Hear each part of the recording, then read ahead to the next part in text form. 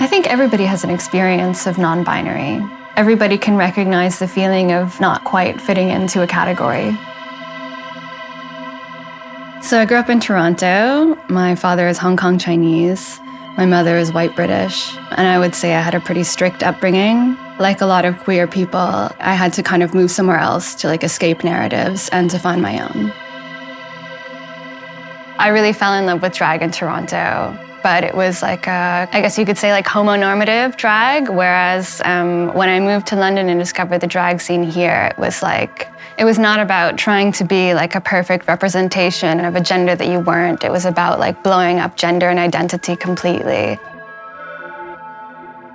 So the dream of the butterfly is a famous Taoist allegory.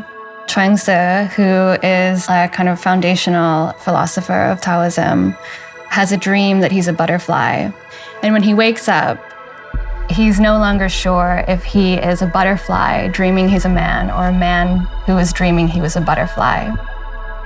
These kinds of stories, these allegories, these philosophies, they help me to try to undo binaries that have to do with just being human. So not only gender, but thinking about life and death and self and other, dreaming and waking. Taoism has really helped me to address every binary and try to undo every false dichotomy as I encounter it. A dream of wholeness in parts, I want to function very much like the dream of the butterfly. So this is a suit that I had made in the film. It's The Construct, Where Is It? The inspiration was kind of somewhere between Mars Attacks and an interplanetary Real Housewives.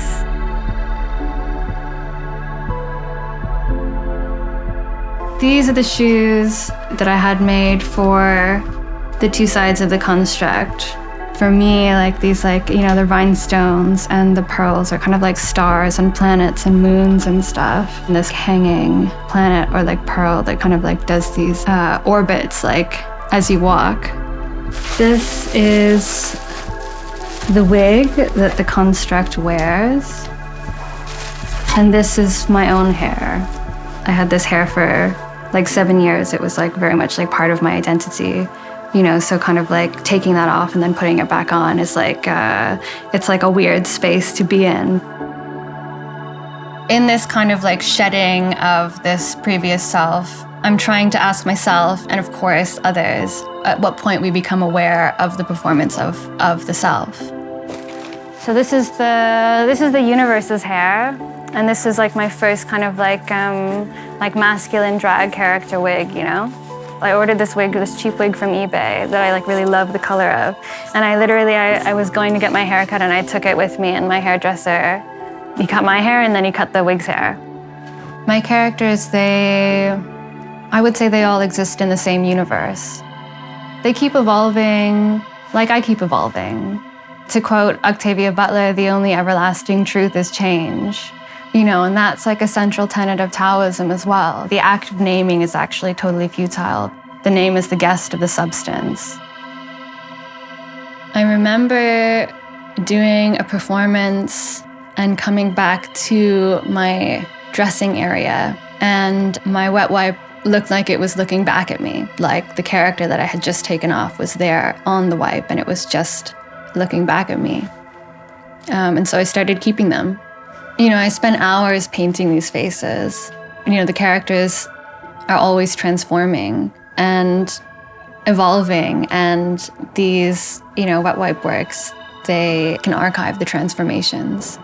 A really good example of how fantasy can influence reality is when I was putting on and taking off purposefully this exploded representation of gender from my body. It was experiencing these very changing relationships that made me realize that I wasn't a woman.